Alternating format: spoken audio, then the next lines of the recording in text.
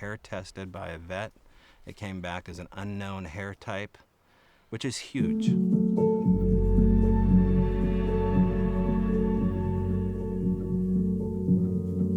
So I go by Tobe. I didn't really tell anybody that, but most people call me Tobe. So that way we can just get that out of the way. But so now we're feeling. Yeah. You know, that's what they. Yeah. Okay. It goes off and on, but most people call me Tobe. So as we were saying, Darrell and I met at the Cottage Grove Lake bed. That would have been roughly about 3 years ago. And Darrell was kind of suggested my name from a fellow researcher by the name of Ron Moorhead. And so he dialed me up and he said, "Hey, are you the guy that cast the prints?" And I said, "Yeah," which was this large trackway that was found back in 2012. Over 120 Sasquatch type prints were found. Darrell wanted to meet a local. He had just moved to town and he didn't really know any locals here that were into such a strange subject or hobby. And so that's when we met. He was the only guy that showed up. And we hit it off, and so we set up a kind of a date to meet up at his house, and that's when things kind of took off. Well, when I first moved to the house down here below us, I would hear things at night up in these hills right here, actually these mountains. It prompted me to look for someone that knew what those sounds might be, because they were so strange. When I had a ranch in Oklahoma, we had a couple strange paranormal things happen there with the old farmhouse we lived in there. So paranormal stuff had already happened to me before, and I kind of didn't, think a lot of it because I had already lived it. And then the Sasquatch stuff, when I retired after working for like 37 years in construction in California and moved up here 8 years ago, my brother was a Bigfoot nut, he lives in Oklahoma, so he's like, when you're out there hunting, just look for this, this, and this. I didn't know anything about it, and all the X's and all the different tree structures and stuff. So as I would hunt, I would see them. I'm like, wow, that's for real. So I'd take pictures and send to him, and he'd freak out, and then he'd come out every June and visit, and we'd go out squatching and finding things. So that's kind of what got me into it, was my brother. Pretty much. I was hunting. It was like I can't even remember what time of the year it was. It was hot. Yeah, it was kind of almost Easter, right? Or something. Well, so are we talking about gifts, or are we talking about I'm talking knee about the impressions? beginning when we did the knee impressions. Yeah, it was actually March 30th, 2018. It was a Friday. It was Good Friday. Yeah. And it was a deer hunt you were going to take me on. Yeah, it was actually an elk hunt that I have for Melrose, which is this zone of hunting zone for Oregon. So we were over the hill here, probably as the crow flies, 3 to 5 miles. And we come around the turn, and Toby's like, "Hold it!" And in the bank were these giant impressions. And it had been rainy and muddy, so in that red clay looked like someone took a basketball and just about half of it stamped it right into the soil. And so we're just like, what on earth is that? And it's in the area over there where all the X's are and all the Bigfoot stuff. So Toby's like, we got to cast this. So because previous to that, when the trackway was cast, there was a lot of doubt whether or not it was authentic. And I kind of took a step back and said, these guys are pros, they'll take care of it and they'll understand. And it came back as kind of dubious at the end of the day. So people were like, well, it's a hoax. Well, no one's ever come forward and said that these tracks were hoaxed after, 8 years? And it was an incredible trackway. So when we saw that, I was like, okay, I'm doing this live event down the road. This would be great just to film and say, this is a part of the process here. Let's cast it, film everything, document it the right way. And if it comes back as a known source, it's still showing the process. The audience will love it. So we took hair samples. We had it forensically blocked off. We went and, got a huge thing of Fix-It-All because the Hydrocal shop wasn't open. A lot of things from the dollar store, which it turns out you can get a nice little forensic kit at the Dollar Tree. And we came back at 10 o'clock at night, and I'll give Cindy credit, his wife. I mean, she followed in tow. She was our cameraman, and she filmed as the headlights to this rig right here were facing. Actually, you didn't have this one yet, but it was the other rig. The brown truck. Yeah. And we excavated a 50-pound plaster cast of what are now known to be knee impressions of an unknown 1,000-pound plus hominid that we've had looked at by two sources, a sonographer from Harborview Medical in Seattle, and then we had them looked at by a Boeing engineer who did the weight displacement. We had the hair tested by a vet. It came back as an unknown hair type, which is huge. Okay, I mean, if you don't have a known type for this hair sample, I mean, we had a lot of hairs. We still have a lot of hairs, but we gave her 1.5 hairs, sent them to Canada. Didn't tell her anything. She's a Bigfooter, though, and that kind of roughed me up for the fact that, you know, we're looking for people that don't have a dog in this fight. We want anonymous resources, people that just are interested in data. But it's hard to get people to look at data that is magical. You know what I mean? Like, we're presenting things that are just like, well, if it's not giant human knees, right? I mean, 1,000-pound plus knees from a human isn't going to happen unless you have an Olympic athlete that has huge knees and is going to hit the dirt at a speed that's... Anyway, either that's true or what. And so Darrell and I amped up our game by bringing the knee impressions to his place. And whatever that meant, I mean, the years prior to this, I was interviewing what I call extended experiencers, focusing on a guy and a gal like Cindy and Darrell Adams. I wanted to find a house that would accept me as a researcher and say, we've got it going on, have a field day. So after those knee impressions, I was fresh off a divorce. I basically sold everything, had a Jeep and a camper, and I was gung-ho. And so as soon as those knees went inside the garage, it was like the gates of Valhalla opened up for a paranormal researcher, and it was just the floodgates opened. Yeah, and we were just pretty new to the house, so just stuff was just starting to happen, just the paranormal stuff. Then the Bigfoot stuff just went nuts around there. And then probably about 3 months later, I was out in the back one night about 10:15 and with my dog, and it was actually June, because I thought when I first saw the flashing up here, it was some kids, you know, celebrating graduation, you know, up in here, because a lot of kids come up in here and party.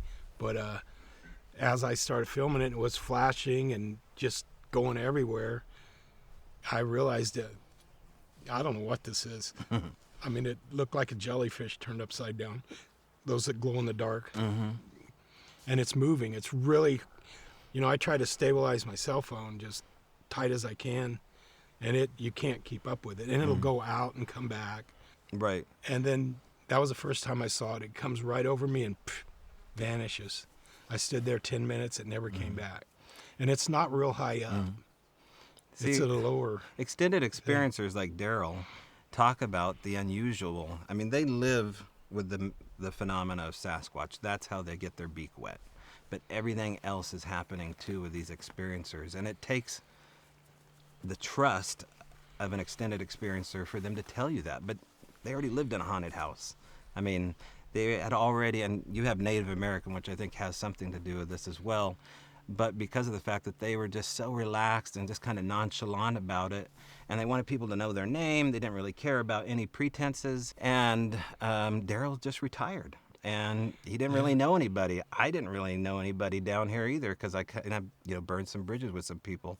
And so I was like, okay, I can do this again down in Cottage Grove. And that's when, I kind of pulled Darrell aside and I said, listen, this may get weird really quick. Just so you know, I'm okay with that. I think that's supposed to happen. But it's going to kind of taint you in the world of Bigfoot people, because they're going to look at me and you as both being crackpots. And I said, if you want to split up and go do your own thing and you think this is a giant mountain monkey, go ahead. I got it. I don't want to taint your name. Because he wanted to go to events and do things like Beachfoot, and a lot of these guys are proud what I call apers. They're totally vested in the scientific method, Newtonian science, and an explanation based upon known science. But a lot of it's pride and ego, and they will tell you after they've had a beer about stories like Darrell's telling you right now. But you can't get them on camera telling these things or in front of their esteemed colleagues. So that's when I was like, okay, so this may be how it works. These are the things to look out for, including the lights. But it didn't start with just the lights. We skipped a part too. After the knees, was something much more mundane. But to me, it said volumes. And that's when he took his dog on a walk up here on the hillside. And I was a long haul trucker. And he's like, hey, I got to get off the phone. My dog's thirsty. So you tell the rest of the story. Oh, it's just a trail right up here, and it was summer like this. It was warm. So Izzy and me went up there, and I was kind of scouting out for hunting, actually, looking around. So we went on a little trail between some blackberry bushes, like you see. And we get up in there, and her tongue's hanging out. She's like, so I'm like, dang, I forgot the water. So we just walked up this narrow trail, I mean, with the bushes on each side. There's no entrances or exit. So we come walking back towards the truck, and here's this old 1970s thermos sitting in the trail. Hair stands up on the back of your neck. You're thinking, is there some weird tweaker out here that did that? But no one in sight. I mean, you could see everywhere on both sides. Mm-hmm. There's a clear cut. So I grabbed it, put it in the truck, and went and took Izzy home, and then I told Tobe about it. And my ears Crazy. perked up because, the last 15 years prior to that, it talks about gifting, gifts of significance, where something has paid attention to wants and needs of an individual, especially these extended experiencers, or what I would call abductees, people that have been groomed by the phenomena for this dance that they do, this supernatural dance. And anything come out and dance with you, a ghost, an alien, it doesn't matter. It's like the Tatooine bar at Star Wars. You just go inside that little room and you meet who you meet. And so what do we have? We have Izzy, a thirsty dog, and then we just have this random red container that you fill up with liquid. To me, that meant something more than just, it's a gift. It's a gift of need to a dog and need to Darrell. And I didn't really tell him that at first, but I was like, this reminds me of 2 or 3 incidents, fresh incidents. I said, Darrell, I got a plan. I'm building this Sasquatch. Do you mind if I build monsters, Bigfoots, for one in particular, for Ron Moorhead. I said, do you mind if I build it in your garage? I don't really have a place to build an 8-foot-tall Sasquatch. And, it's going to take a lot of work. It's fiberglass, foam latex. It's, buying fur. And it's a huge brand new shop. And he said, hey, better yet, why don't you move in? And I just researched full time, build the Bigfoot. You've got a deadline, 3 months or so. I said, yeah, 3 months or so. So that's when our story really begins. At the moment, that Biggie started getting built, the thermos, the kneecaps are drying under plaster. We're seeing, muscle and tendons. We're seeing the patella. We're seeing fatty tissue, all especially off the right knee. We're getting back 1,100 pounds off a Boeing engineer. He said 1,400 pounds and then backed up his number. And I came into the garage one day, and sitting on the counter next to the kneecaps was a little tiny blue Velociraptor toy that you would get like at a 5 and dime store, like a little muddy blue dinosaur, about that big, sitting on his feet, just right on the counter next to the kneecaps. Gift number 2. And so Darrell couldn't explain it. I couldn't explain it. It's in a locked shop. It's brand new. All the walls just went up. And then Darrell starts hearing these sounds, these remarkable sounds. Yeah, so it was more in the summer months, so I set out my recorder and my parabolic microphone in the back on a stand, and then that's when I started getting all the crazy sounds. Well, you would hear them with your own ear, yeah, too. I'd heard them before, like I said, before I got a hold of Tobe, but I hadn't thought about recording them, really. Mm-hmm. And there's just so many different ones. I still got like over 1,000 hours that I haven't even listened to. Mm-hmm. But because I would record every day in the summer for like 3 months every night, so 8 to 10 hours. I just started going through, a few of the ones on Audacity where I could pick out the things, and those are the ones like that were used on the TV shows and stuff. Mm-hmm. But those are just a touch of what I got and haven't even listened to yet. Mm-hmm. We were listening to some today. Mm-hmm. Incredible stuff that you'd never even listened to today. Never even heard before. And so much of these sounds go unnoticed by paranormal investigators because they play them off. I mean, you were talking earlier about hearing pops and hits and raps. I mean, these are ghostly occurrence sounds, right? But what if they're not just ghostly occurrences? What if something grander is happening? And these pop, hits, and click and wood knock sounds, I don't think are the physical manifestation of something that breathes and bleeds rapping on the side of the tree, or a ghost suddenly taking on a form and knocking on your door. It took me a while to get there with a theory, but Darrell and I, came to realize that these sounds need to be recorded as entry points of the supernatural coming or leaving. And so I thought that's what he was hearing. Not at first. At first I thought, well, maybe it's Bigfoot just throwing rocks. I mean, I know he's got Sasquatch stuff. We see giant handprints on the door frame. Muddy, oily handprints. 3 times the size of your handprints on the door frame, like something's trying to lift up the door frame, or squeezing 12 feet up on the drain pipes. And you see the muddy hair flow coming up on this new shop as something reached around and squeezed this brand new drain pipe. So maybe it's just Sasquatch throwing rocks. Cindy was mad about that.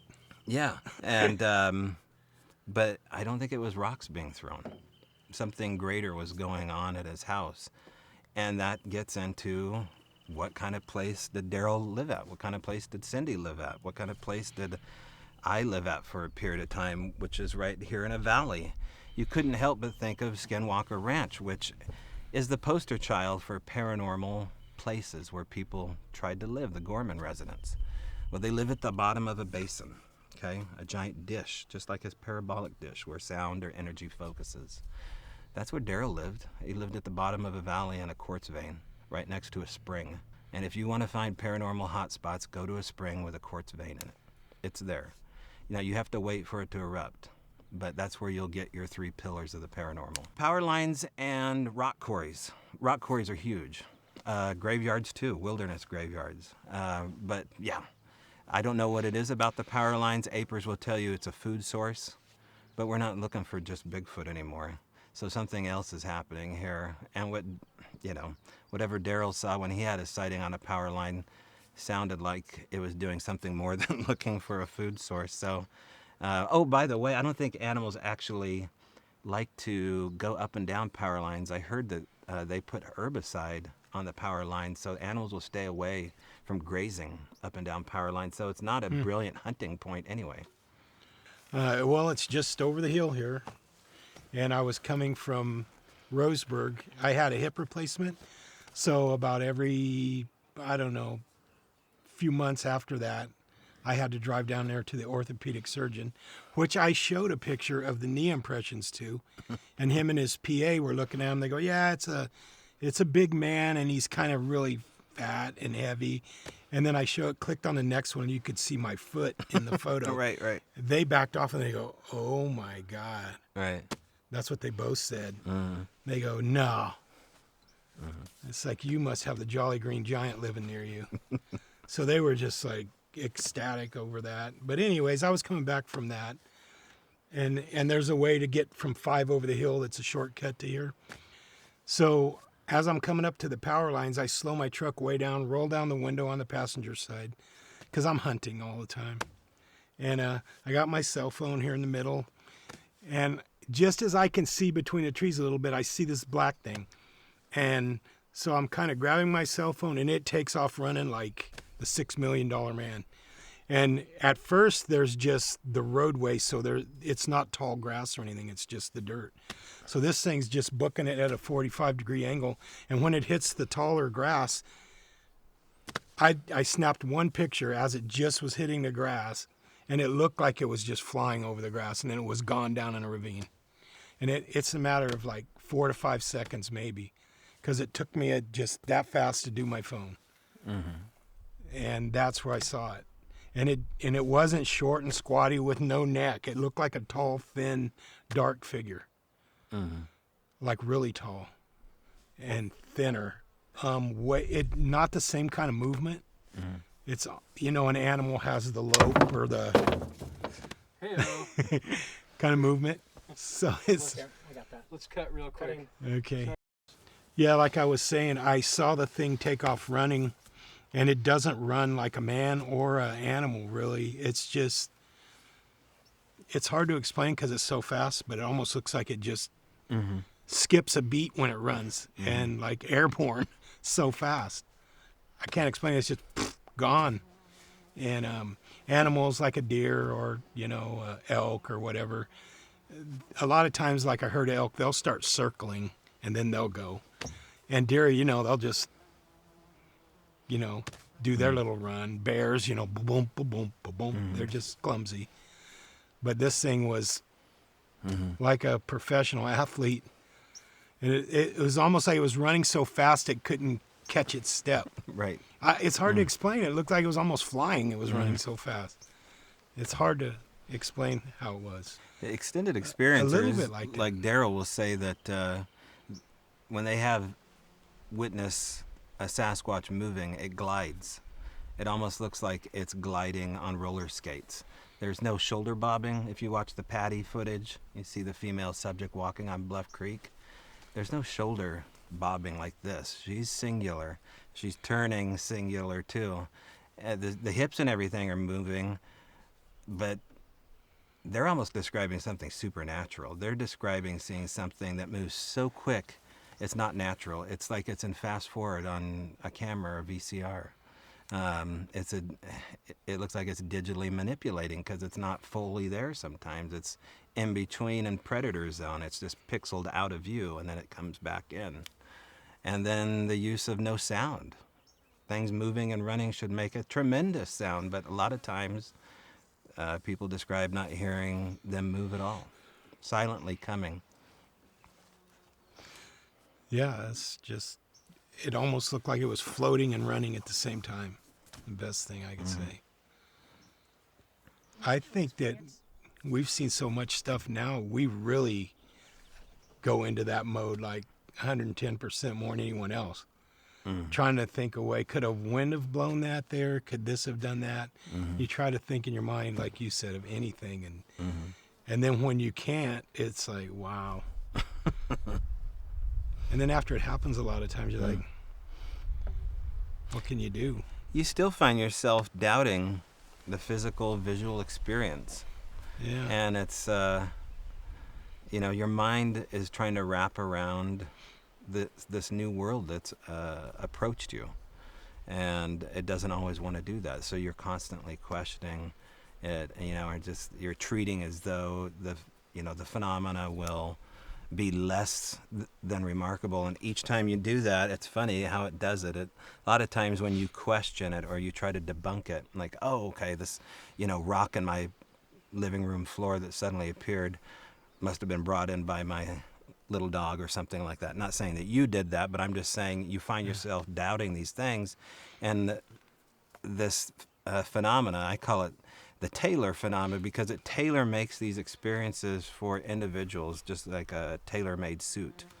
And you have these tailor-made experiences for individuals that are just enough for them to notice, but not enough to go brag about it to your neighbors. And you can't really, what are you going to say? Like, oh, I had a rock appear on my living room floor. Well, who cares, first of all? I mean, clean your house more. They don't really understand. You're talking about a big boulder sitting on the Persian. And so you find yourself doing that, and, this phenomena will double down. It'll tip its hat at you and say, oh, you thought that was good. I'll put a rock on your, driver's seat and your locked car. I'll put handprints on the glass in your house. I'll show you what I can do. And can it be, scary at times? I suppose that, what I'm saying could be scary sounding. But it's not. It was never like that. At least at his place, it was like pranks by teenagers, out of control frat house kind of pranks. That's the way I felt about it.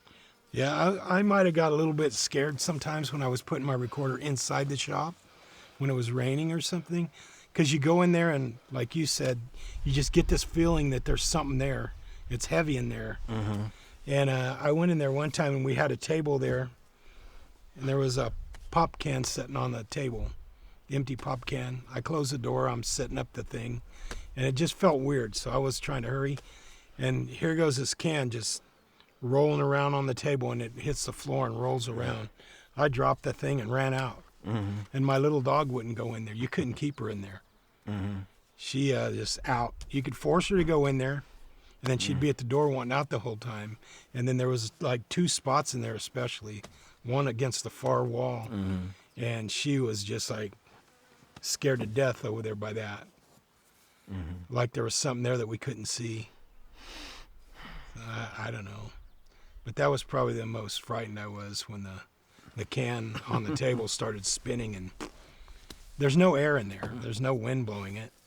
It's just... But you've had stuff happen inside the house that should scare people, including Yeah. little tiny handprints that have appeared That's right. inside the guest bedroom door. Little white, Well, chalky, you have pictures of those. four-fingered handprints, which are on the cover of the Almoon Lab book, that are about this big, maybe a 5-year-old child. White, chalky, four-fingered handprints, gnarled, bent Yeah, like the fingers rubber look hands. like it has pressed like a up bad against- case of arthritis. Yeah. Yeah, and they're infused Really? into the panel of the wood. And we were so shocked to find this because they just moved in, and then the light bulb explodes, a couple weeks later in the same room. The kid that lived in that room prior to that, when they bought the house, they move out suddenly for less than asking price, move less than an hour down the road. They raised all their kids in this house Darrell bought, and then the older kid puts a gun in his mouth that grew up in that room. I mean, their names are still on the sidewalk. They wrote their names there. And so was that room just haunted? What's up with the little white chalky handprints? The thing about those handprints is I went to a conference and I met a guy named Darrell Sims. He's also known as the alien hunter. And he worked with Dr. Roger Lear digging out implants before Roger Lear died. And so Darrell saw these chalky white handprints at the booth I had, and he said, "I got to talk to you, man." And I said, "What?" And he goes, "Look at all these abductees. Where'd you get these?" Because we dusted those prints. Like, anything we found that we could take, we took. I suggested we take the whole door, and set the door apart. But we dusted the prints. Darrell Sims said, "Look at, these are the same things all these abductees have. Little four-fingered, long, weird handprints infused to abductees' abdomens or shoulders, or at their window." And of course, you talk to L.A. Marzulli, he'll talk about the same handprints. These handprints, one of them appeared on my head. I woke up one morning and I had a white chalky handprint on my forehead. And then they appeared in Port Orchard when I moved up there on all 4 pillars of our cabin. Longer, bigger handprints.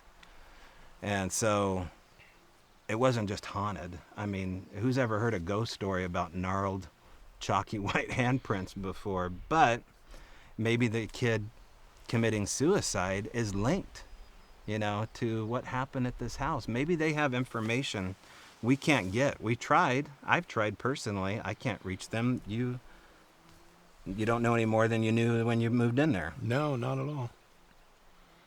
Where we lived down here, there was the mailboxes were a mile down the road, out to the main road. So every day I'd get in this little truck and throw my dog in for a little adventure, drive down there, get the mail, bring it in the house. So that certain day, I did it a few times. I forgot the mail in the truck. So when my wife Cindy comes home from work, it was after dark, and she's like, "Did you get any mail today?" And I said, "Oh yeah, I forgot it in the truck." So I went outside, I opened the door on the truck, the mail's on the seat. Immediately when I touched that mail, I threw up on the ground. It was just like, I can't even explain it, like a vibration in your stomach. It's not like you're sick, but it's like, it's not a pain. I can't explain. When I don't throw up much. So when I throw up, I sound like a horse dying. Like, I've only threw up a few times in my life. So, but anyways, just whoop. Nothing else. I grab the mail, shut the door. I'm like, disgusting. I go to the back door because there's a restroom back there, so I was going to rinse my mouth out and brush my teeth. As soon as my hand touches the door of the house, I threw up again.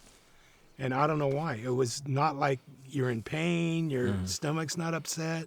It's just like a vibration in your stomach. You can just feel I think my stomach was even vibrating. Open the door, go in there, rinse my mouth out, brush my teeth, take the mail in. Nothing else. The whole day, night. I don't know. It's just like something hits you, like a wave maybe, of sound or something. I don't know how to explain it. But it will vibrate you, I think, and it vibrates you so much upset your stomach where you throw up instantly, if that's the way it felt. Like a vibration wave hit me, and well, and it was just a little bit. I mean, but that's the best I can say about it, what I felt. Our experience with what apers, people that are into the scientific answer to what Sasquatch is that we're experiencing something called infrasound. And infrasound can do a whole host of things. Lions can do this to prey. Killer whales can do it. I think elephants can do it. And now the military can do it. They've probably done it a long time. Maybe they can do it from the sky, too, and maybe that would explain some of the other things that have happened. But in our case, it was less than 10 miles down the road. It was about 11 o'clock at night, and there was a group of us following up on a sighting. It was right after we cast all these tracks in the lake bed. And one by one, people got picked off the mountain. We got started hiking about 11 o'clock at night in a rainstorm.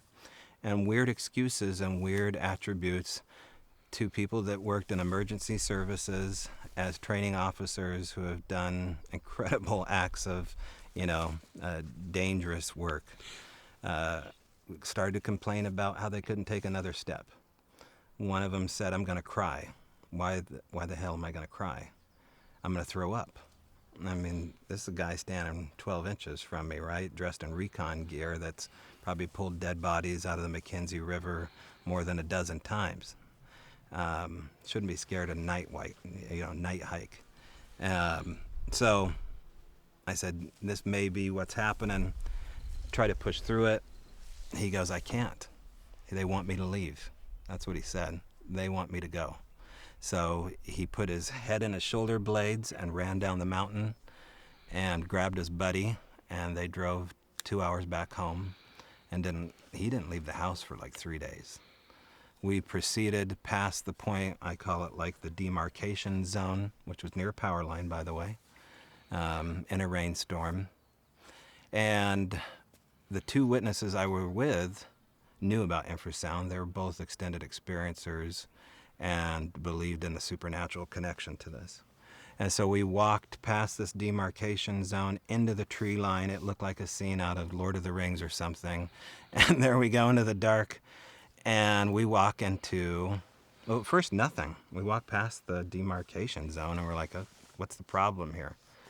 And, we just had a cup of coffee and a Red Bull, and maybe we had a beer or two at the bar before we came up.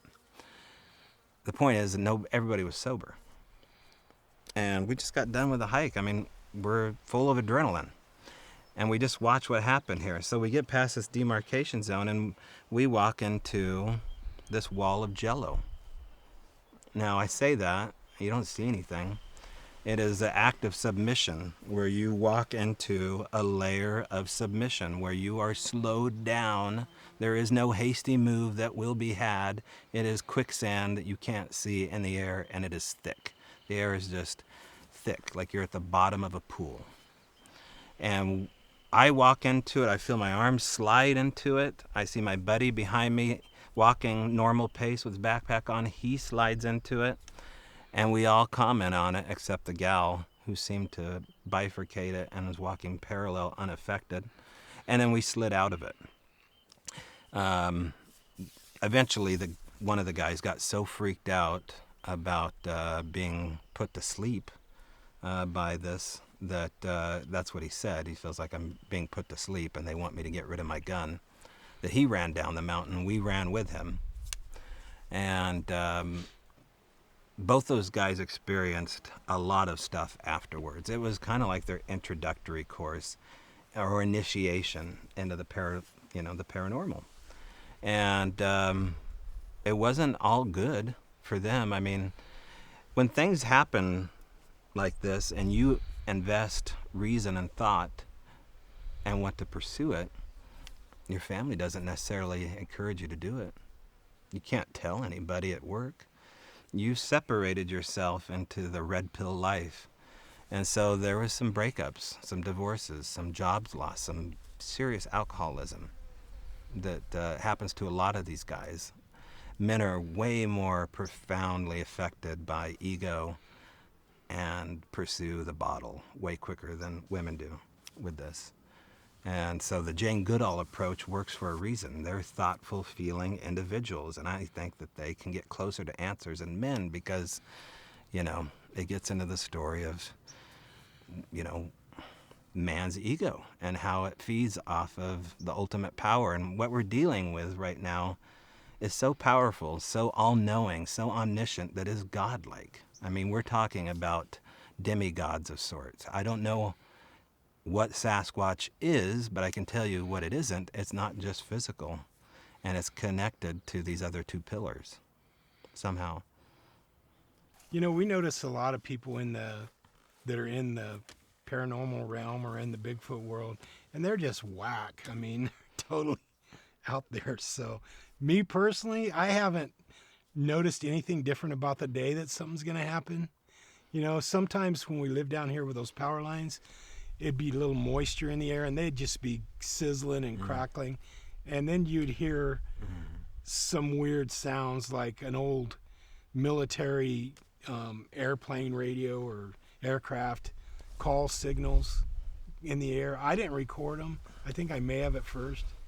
But just that would be the thing that would stand out to me that would be different is moisture in the air around here. It rains a lot. And then there'll be those days where it's just drizzly.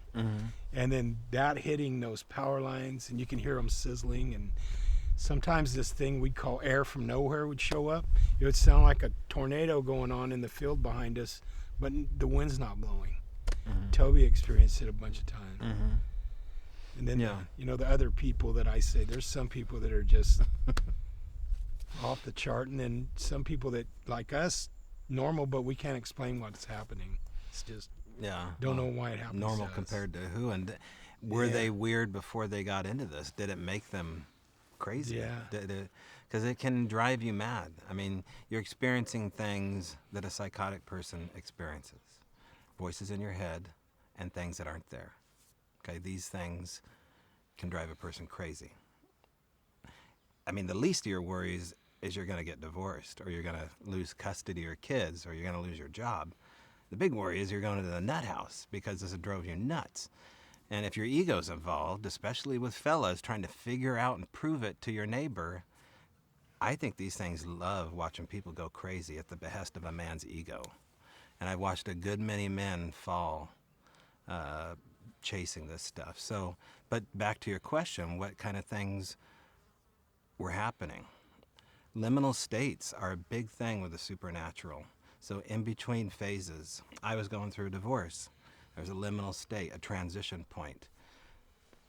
The supernatural likes to leave things at thresholds. It's done it before with us. Objects at thresholds. Thresholds are more than just places on a doorway. These doorways mean something. They're sigils of some kind. And, just like we were talking about Richard Dreyfuss's character saying this means something. The idea of something being left at a threshold is a huge thing. And these liminal spaces, these thresholds of transition points are what John Keel has talked about with the Mothman prophecies. And, he was just a guy looking into this crazy incident that happened at Point Pleasant regarding the Mothman stuff and ended up studying UFOs, Bigfoot, and ghost. So that was his ground floor. Sasquatch was ours. So these liminal phases, I think you experience this stuff more prevalently when you go through these stages. Now, I don't know if Darrell could say he was going through a transition point, but he did just move to town. And there were some liminal things that happened in both of our families.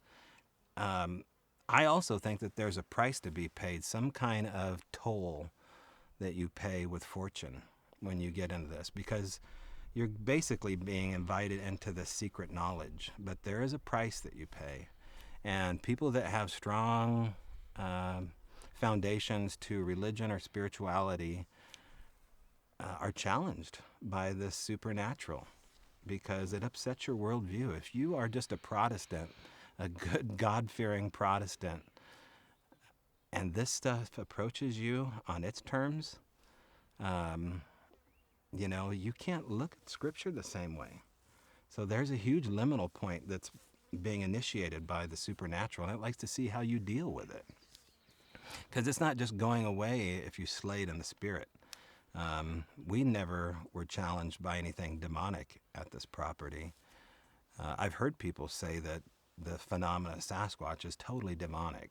That's somehow related to the Nephilim theory that these are fallen angels. But I never discovered that to be true at this property. No, really. Other people swear by it and have stopped researching it altogether. But I would say liminal states, to answer your question, if you're going through a transition point and the paranormal has come into your life at the same time, I wouldn't be surprised. I think it pairs up people too. Like, it waits for the right antenna and frequency to hit itself so it can tune into a person or to groups of people. Because you can go out into the woods with anybody but Darrell. Let's say you and I go out. We don't have nothing happen. But you get with Darrell, it's like, oh, he's the other missing piece here. Like, that's how we tune this frequency in here. And you hear that all the time from squatchers, Bigfooters. Like, oh, we had all sorts of activity. And then I went out with Barb or went out with Joseph and nothing, as dead as a doornail. But I got back with, whoever, and the phenomenon was just rich. And you hear that all the time. So I think it chooses to pair people up. And it plays for the long game because it's looking at time as a circular thing. It's not linear. It knows that you're going to meet, your girlfriend in 5 years, and it's waiting for you to be enchanted and have these moments. And then all of a sudden, the puzzle pieces all fit together like, oh my God, I had that too. You had that. And it sounds romanticized the way I'm trying to say it. That's because it is. It's a romantic language. Just like we have a poetry and theater and beauty and art. They do too. And they appreciate it by setting things up. Chess players, right? Cosmic chess matches. Yeah, then you run into other people like me. You'll say, I was driving and the street lights go out when I drive under them. And then pretty soon someone in a crowd will go, hey, that happens to me. So there you are, because it happens to me a lot. And today we're listening to those sounds. What does my phone do? It's never done before. Never. Turns itself off and on, sitting there on the desk. Mm-hmm. Right. And it's kind of all, I don't know, electronics. Him and electronics. Yeah. You would swear he was struck by lightning 4 times. And Well, I only got struck once in Right. Oklahoma. I didn't know. Maybe I knew that. Yeah.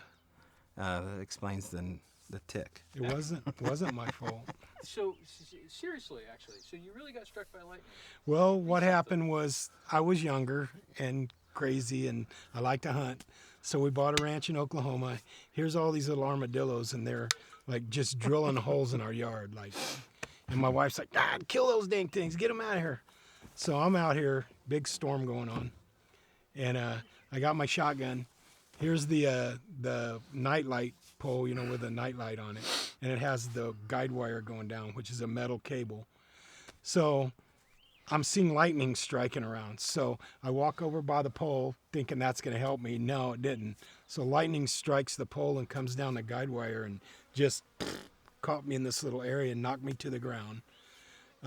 Put blisters in between all my fingers and messed up my lungs where I was just like going, I could only take short breaths for about 2 weeks. But yeah, I mean, I don't think I got directly, but I was in the little thing there when it hit and came down the wire and hit me in the back and knocked me on the ground. Jeez, maybe you were the antenna the whole time. I never thought of that. I don't know. His wife saw ectoplasm fall from the ceiling. Yeah, a Did he brown tell you that story? blob Yeah. about the size of a pie plate. Yeah. I was working out of town at the time. We had redone the dining room area, all new everything, new flooring, new walls. And, we had the guys come in and do the sheetrock and all that. So everything was new. So I guess she's sitting there, propped her feet up, watching TV with our daughter. And all of a sudden she's looking in the kitchen, which is in the dining area right here, and a big blob of brown, she says, gelatinous goop comes out of the the part of the wall up there and slides down the wall and just go bloop right on the floor like with a bloop. So she goes in there, and I was at work, cleans it up with a dustpan, wipes, cleans everything, and goes on her way. Didn't think nothing of it. And so when I got home the next day, I think was a weekend, I was off. She goes, something's wrong because this blob of junk came out of the wall. I'm like, where? And she says, right there. And you know how the walls are at your house, it's all sealed. I mean, and also the way the house was built, the pitch of the house was the garage came onto the house like this, where that wall was. So there's no way. And we had a new roof put on also. So I went up in the attic looking around, and it's insulation, and plus that area is not even an open area to the where some, who knows, acid rain could have fell through.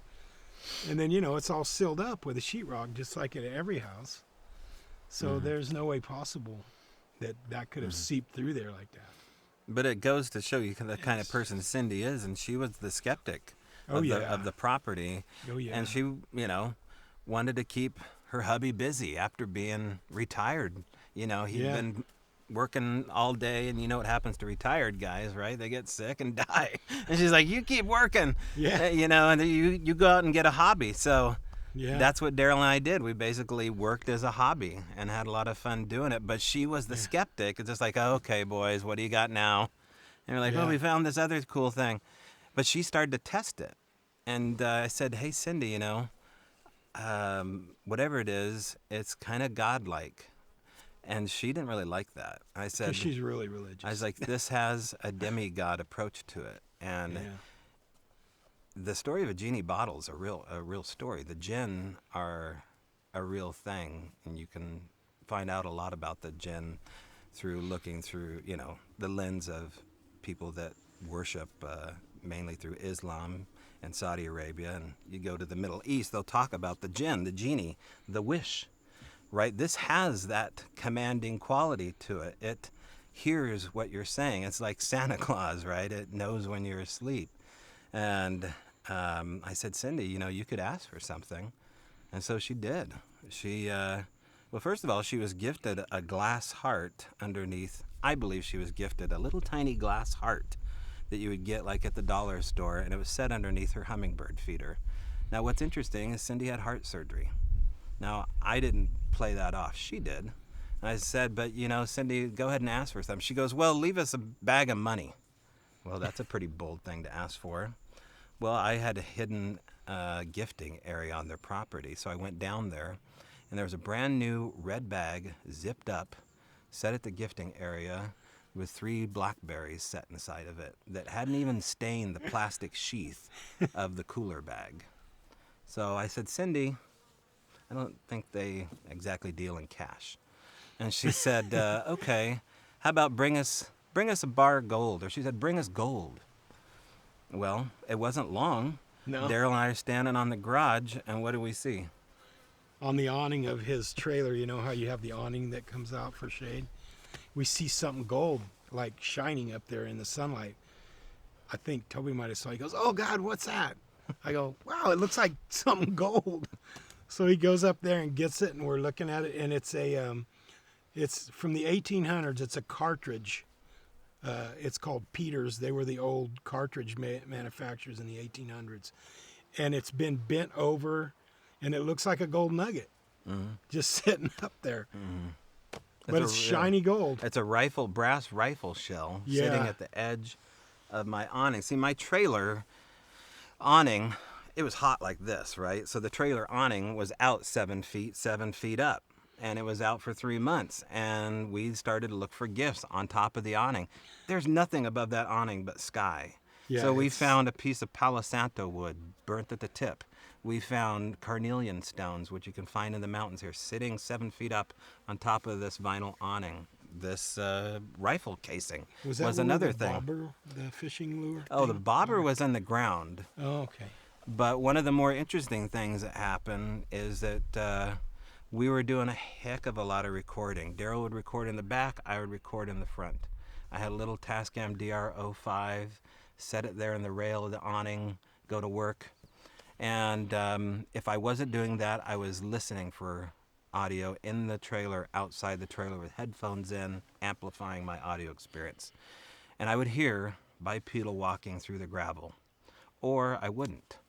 Whatever I would hear was near me, though, less than 20 feet away, and I couldn't catch it because the trailer creaked, and I think it knew what I was thinking. But I get home from work one time, and there's a string of blackberries like cookie crumbs going out on the gravel bed. Everything's gravel out there, so the gravel is kind of our sound amplifier. So there's a string of blackberries at high noon going out to the tree line.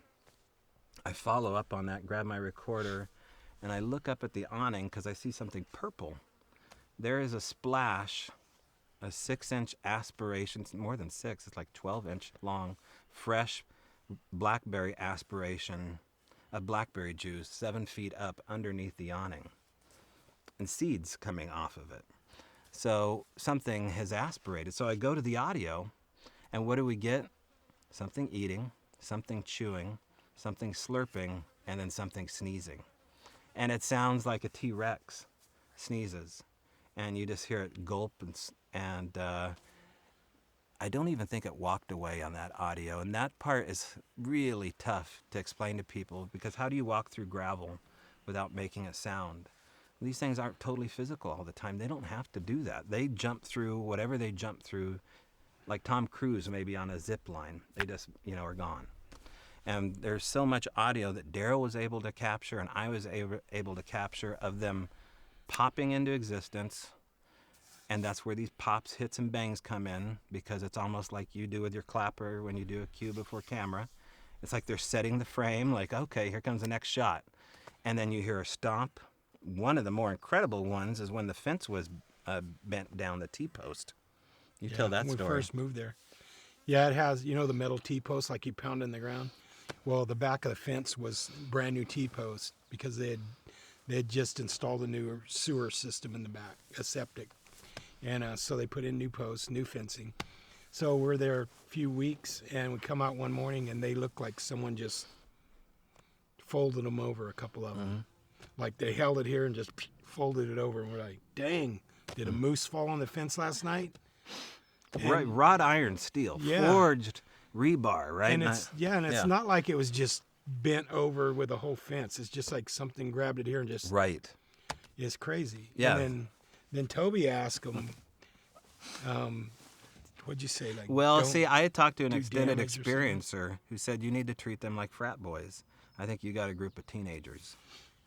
Well, is it just Bigfoot? I mean, I don't know what's doing all this stuff here. We got Chucky handprints inside the bedroom. We got, these magnet balls with ectoplasm on it. It's pretty bonkers. She goes, well, the Bigfoot stuff with the damage to the house, that's Sasquatch. So go tell them that they can't come around and do that to the house. So I walked out to the woods one night, and I said, listen, guys, we're having a good time, but you're getting a little bit overzealous here, making some mistakes. They're not going to want you around. So can you just not do any more property damage? And the T-posts were bent back into shape the next day. Yeah. I mean, it's hard enough to bend it, let alone to pull it back into shape. So they corresponded like a friendship. I mean, I'm not dealing with a demonic Nephilim type situation at this point here. It's not screw taping me like C.S. Lewis writes and dragging me down to lose my faith. Something here is corresponding through tribalism, some kind of different cultural moray that they're, used to. But they know how to trade. They know how to do puzzles. They love puzzles, and I think they love to watch your expression as they have some kind of trick deployed or gamemanship. I just always imagine them like waiting near you somehow, waiting for your expression and the amazement and excitement. And to getting back to your point, things that Darrell and I did differently, as we were totally gung-ho for more experiences. We wanted it, and we chased after it. We let them know. We would thank them. One of the crazier things that happened towards the end was, there's so much, right? But one of the bigger things that happened is that I was told to leave out a spelling board. And the idea was that we would get little blocks and write tons of letters on them, Like Scrabble pieces. like Scrabble pieces, but homemade little, squares. And I made extra ones, stuck them there. They're super tiny. I thought, I'll make them really tiny, because it's going to be harder for a critter to get a hold of this and do this and make it look random. So I made them super tiny, A, B, C, D, A, B, C. All the letters, all the numbers, and I wrote, "Thank you for gifts." I left all the little remainders, which there wasn't a whole lot, but there was enough to spell something out, in a little tiny plastic paint can in the gravel. Recorder here. We come back, actually, I'm moving up to Washington at that point, and Darrell sends me a picture of what's below the statement there is the word welcome. WELCME. Now the thing was is there wasn't an O and there wasn't a 0. For some reason they were gone, but they spelled welcome. They used the letter 3 to make the E, which is hyperintelligence, and then they couldn't find the letter C, and so they used the number 4 and pushed it to the side because it has that little space on the number 4. So that to me was amazing.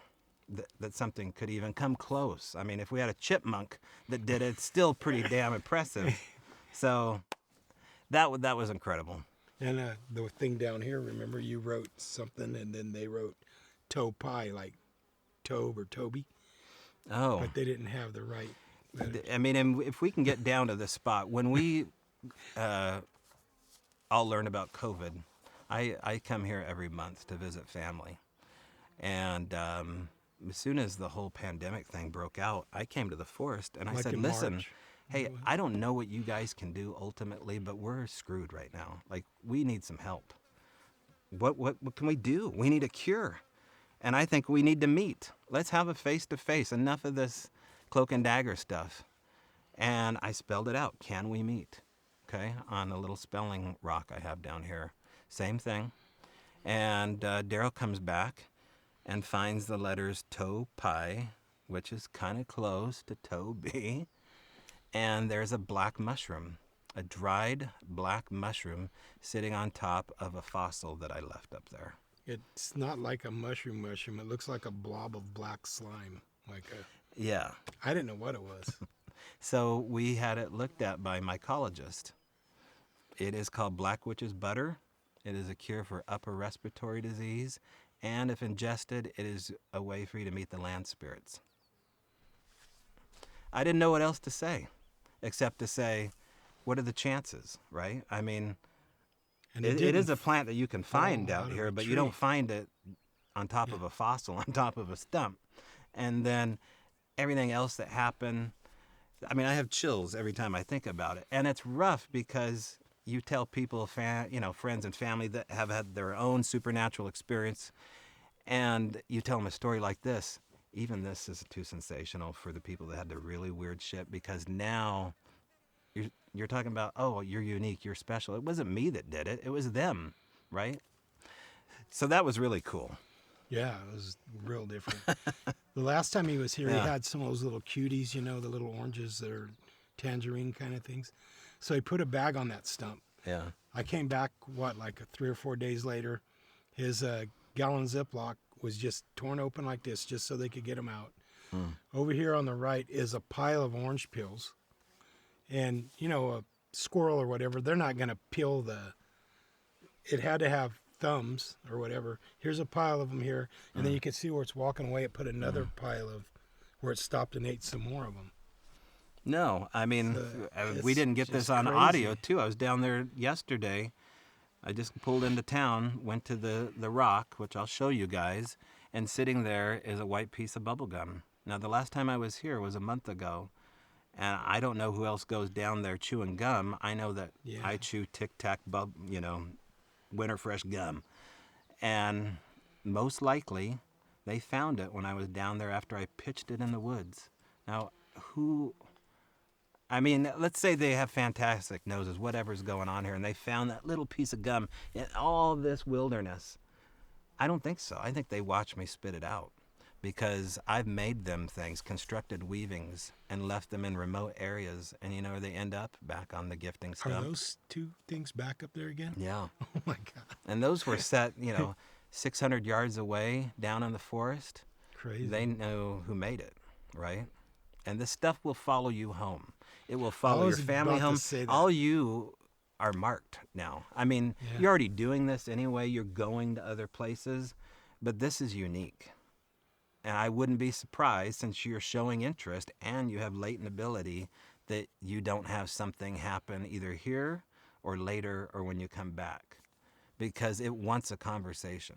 It wants to dance. Especially if you take something home with you from there. It could be anything. A rock, Yeah. a stick. He made a drum for a guy. Oh, and, yeah. Yeah, it followed him home. We made a drum, actually, and soaked the hide in a Sasquatch hair from here. And that sounds crazy, but we soaked the hide in a Sasquatch hair from these knee impressions, and we painted this logo on this elk hide. And the cameraman for the last show that we did ended up buying a guy named Alan McGargle. And he set the drum upstairs, and they heard these mystery women talking upstairs. Yeah. And he put it away after that because his wife told him to. And he got it out to play it. Well, his wife heard the mystery women, and then he saw a shadow run across the room. And they don't live in a haunted house. So he thinks the drum is imbued, right? It sounds scary when I say it, but he's insanely interested in it. And, you know, I told him he could give the drum back to us if he wanted to, but, you know, I think he wants to play with it a little bit longer. I was raised in church my whole life. I still go to church all the time. So, yeah, I believe in a higher power, God and Jesus and this stuff. The Nephilim stuff, I think when the Great Flood happened, my wife says they're gone, so that theory's out. There's other theories that maybe they showed up. But, yeah, that's, you know, I'm a believer in God and a Christian. So. Right, and I feel like we've been misled by man and the church when it comes to what the real story of Christianity is.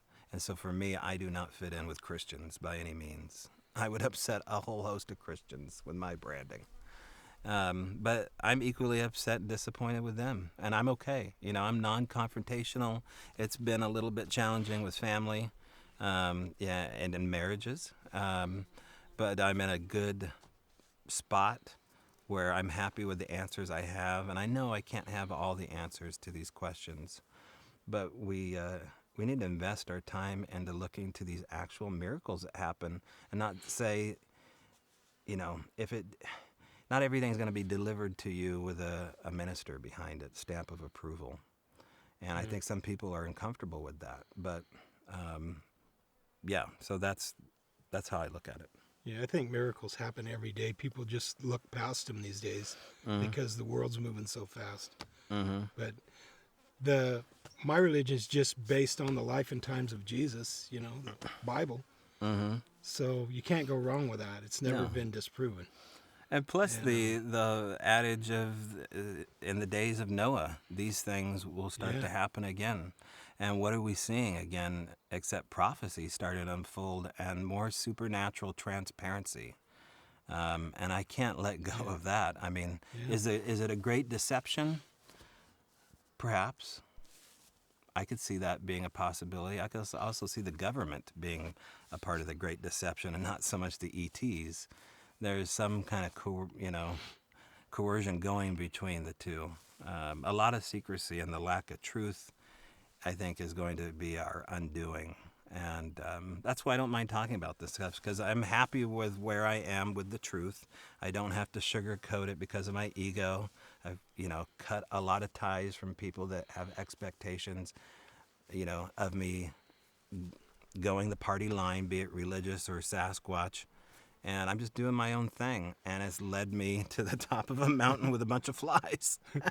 I just think about God as He's going to judge you. It's not up to me to judge you. Yeah. Be what you want to do what you're going to do. It's not my business. It's your life. You got to live it.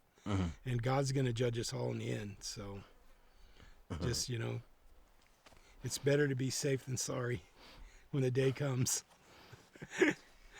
When a skeptic comes along, how do I explain to them what's happened to me and what I've seen?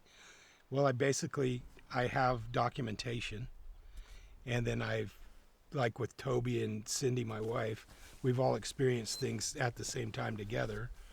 So it's not just me, like, telling fish stories. Mm-hmm. So I just explained to him, like, here it is. I'm not trying to push anything on you. Take it as you. This is what happened. This is what I saw. I tried to debunk everything to the 10th power. I can't. Here's the photos. Here's the sounds. I'll leave it at that. You make up your own mind. I'm not pressing anything on anyone. So that's how I do it, basically. He's way more easygoing than I am. And I'm like, here it is down here. This is where the sounds came from. Yeah. Bring a school bus of people. I don't care. I don't own this stuff. And weird things will happen to you, and you can experience it yourself. Mm-hmm. And take it as you want. I mean, that's the way I am. I'm not like, oh, no, this is my stuff, and you just stay away because this has happened to me here. Some people are like that. Mm-hmm. Not me. I don't care. The more the merrier. Let's find out where these things come from. Let's find out more stuff about them. That's the way I feel. I've already got hair. I've already got this, that. I've seen one. I've done this, that. What's next? I mean, I'm not going to kill one. They have families, you know? Would you want someone coming over here and shooting your dad and then, the wife and kids are over here? No, I'd never do that. Unless it was trying to kill me or someone. Right. I mean, like a crazy animal or whatever. But other than that, I'm not going to do anything like that. So yeah, people have their own thoughts about stuff. So I just lay out what I got, believe it or not. You don't offend me at all. I don't care. If you want to have your own deal, it's right over here. See what you get out of it. See what it does for you. What are people's motives when they're a skeptic? You got to be really good at reading someone's body language and knowing their motives. I don't entertain a lot of motives when it comes to skeptics because they're impure. I mean, if people really want to know something and they're skeptical because they doubt, that's natural. I can deal with that. But if people want to mock and they want to, have their punchline and just say, oh, you didn't do your homework, you're lazy. I'm, the incredible researcher here. It's just like, well, they don't know what I know, and that's good enough for me. I know what I know, and it's made me a better person. So it gets into, like, has this helped you?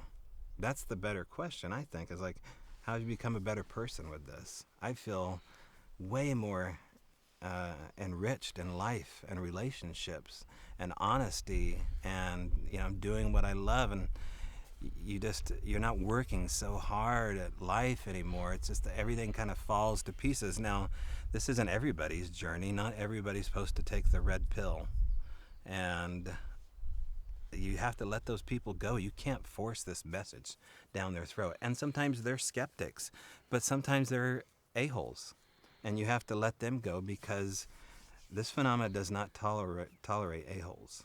And it can manipulate the hell out of a-holes and turn them into worse a-holes.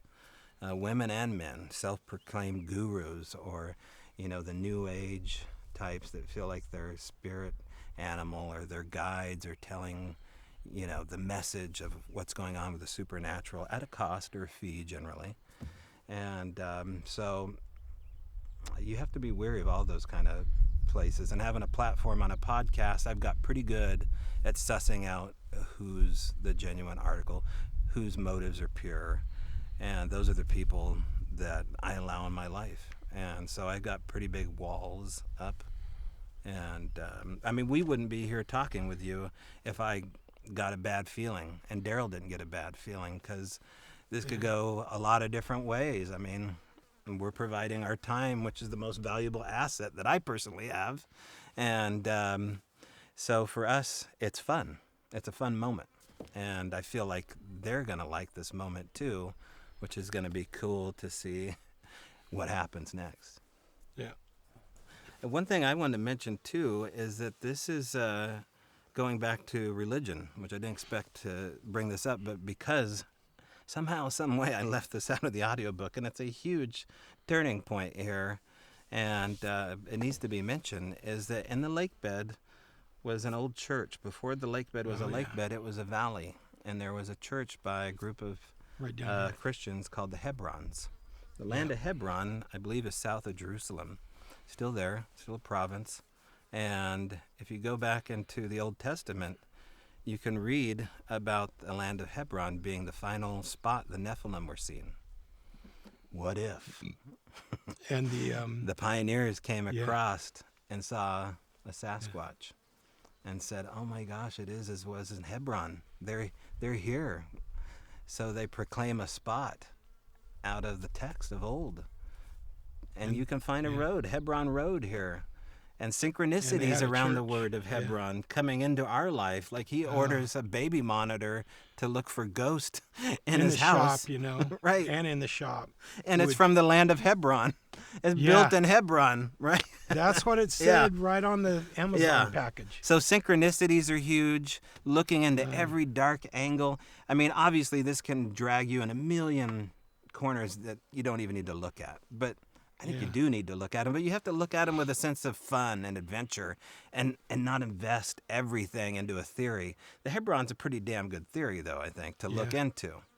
And there's more to that story that I'll get into in part 2 of this book, but it's pretty interesting. And the 2 houses, the one where we lived that I said was the daughter's or the son's house where she passed in the house, it was just a little 2-bedroom, 1-bath from the, 1800s or whatever. But the house next door that's for sale, it was the original place of the founders, the Hebron, that came here from Pennsylvania. Mm-hmm. And that whole valley there was where they all settled. Mm-hmm. So what if some of the activity was latent stone tape, memories embedded in the quartz and energized by a geyser or an artesian well, or the electrical conduit, or being down in a telluric field, and we've awakened the spirits of the Hebrons somehow along with this. And they were kind of, I think, run out of town a little bit over some of their, because Cottage Grove is a rough and tumble working man's gold panning town, right? But they are God-fearing people, and I'm sure there was a lot of Hebrons. There ain't anymore. And maybe we recorded some of them along the way, but it was one of the things that I forgot to mention, and it's an interesting thing to go down. That happened, with that thing I ordered. Yeah. And then, people think of Sasquatch as monkeys or mountain gorillas or whatever, bipedal. But then we go down here and we got this stuff that's weaved together like some grandma and, back east knitting with a crochet needle. Right. This is just a tiny, small example of the intricacy of a vine maple stick weave. But you can see the right angle here. You can see it's braided, right? Because we were left a 30-inch braid set on top of my recorder. Braiding is a big thing in the Sasquatch kingdom. Not just that, really intricate twists and bends, but this was not done naturally. This was done with opposable thumbs. And there is a new one down there that you will see that's less than 12 hours old in the middle of the trail. And I asked them to leave me a braid yesterday. I said, I want one of these. Yeah, I remember that. I said, make me one. And this is just not even a really good version of some of the stuff that we've already taken from down there. I got one at home that a guy found that lives in Chino when he was up here for the Beachfoot. Mm-hmm. And I took him down there, and we're walking around. He goes, oh, my God, what's this? And he just found it looked like it had just been done. Mm-hmm. And then a guy named Mark took a real big one that almost looked like one of those Indian dream catchers. Yeah. And it's really like weave back this way and then going through this way and weave back. It's, I don't know. I don't even think a human could do it. Or why would they? Why would they wander down there unless they want us to find it? Nowhere. So are we good? Yeah, let's cut. Okay. Let's cut.